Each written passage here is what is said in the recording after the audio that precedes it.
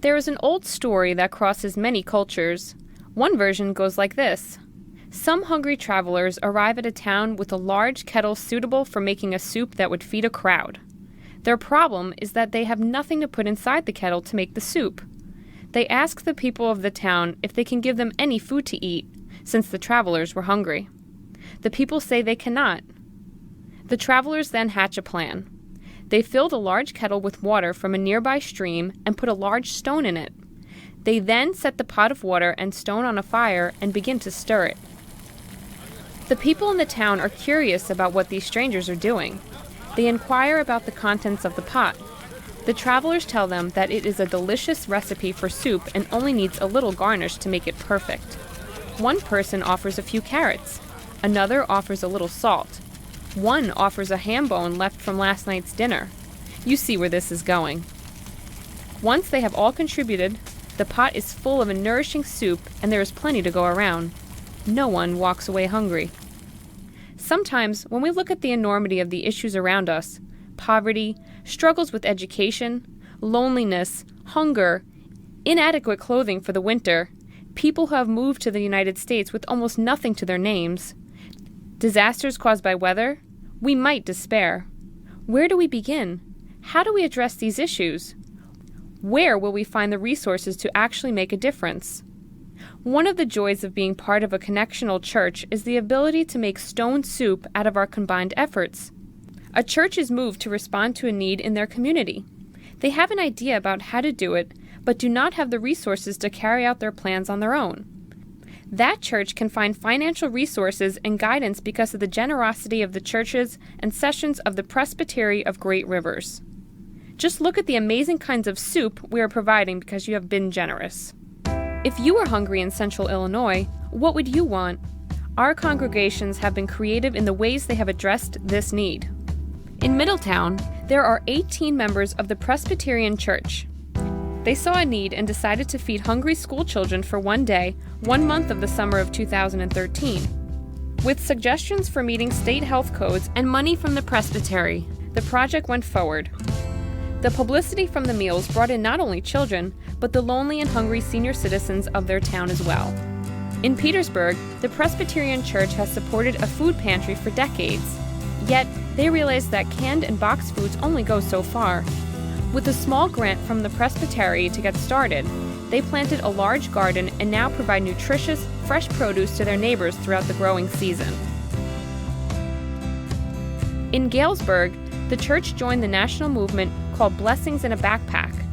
In cooperation with Knox College students and with money from the Presbytery, they pack backpacks with enough food for a school child and family to get them through the long, hungry weekend when school breakfast and lunch are not available to them. If you were a child in school and had no one to help you with your homework and often found yourself alone for several hours after school, what would you want? In Springfield, Third Presbyterian Church was troubled when the city decided to close all of its branch libraries. The church realized that underutilized space and the people there needed to open their own version of a branch library. With financial help from the presbytery along with suggestions about how to make it user-friendly, the church opened a library that serves its community and changes the lives of children and their families alike.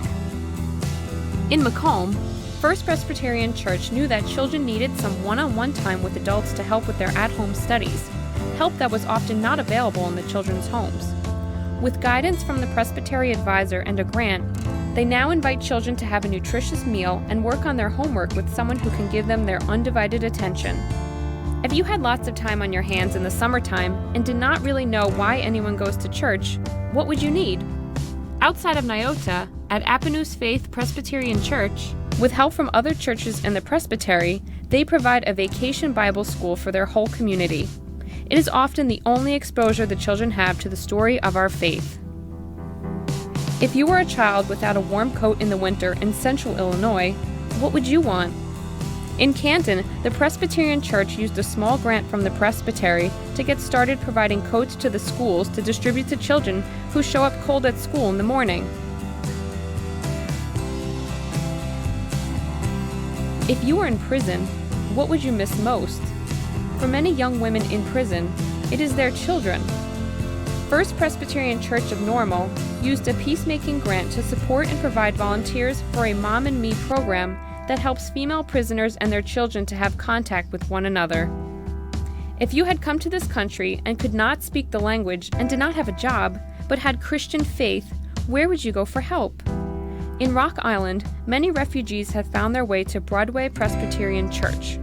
With help from the General Assembly and the Presbytery, and with a dedicated group of volunteers, the church has helped the refugees to find a faith community that welcomes them and celebrates the many gifts these newcomers bring.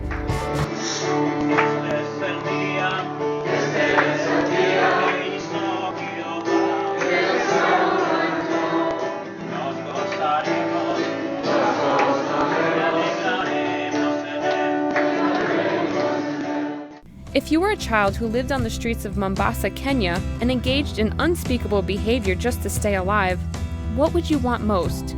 A warm bed? A way to go to school? A loving environment? A place to be safe? First Federated Church in Peoria, with generous help from the Presbytery, has started a boys' home there, and 25 young boys now have all of those things and more. They are being introduced to a new friend whose name is Jesus.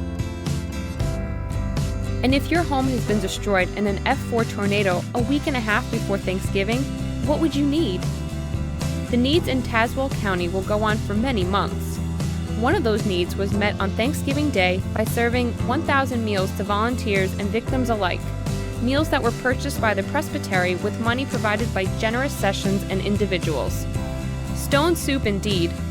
Out of a kettle into which we have put awareness of need and ingenuity, and money shared among our congregations, all stirred together with the spoon called faith. We have created a rich soup that is feeding and clothing and comforting people throughout central Illinois and on the other side of the world. That empty kettle has been filled up and shared.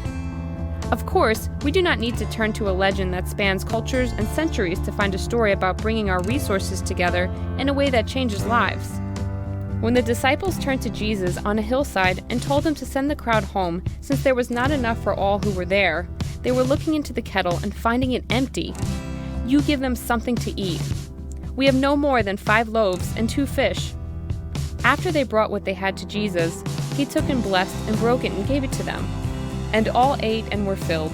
What was left over was gathered up, 12 baskets of broken pieces. No one of us alone can adequately respond to our call as disciples to change people's lives by bringing hope in the name of Jesus Christ. When we combine our willingness to serve, our insights into the needs that we can meet, and the money it takes to accomplish hopeful deeds, there is no telling how many lives can be changed. Thank you for your continuing generosity so that together we can bring hope in the name of Jesus Christ every hour of every day.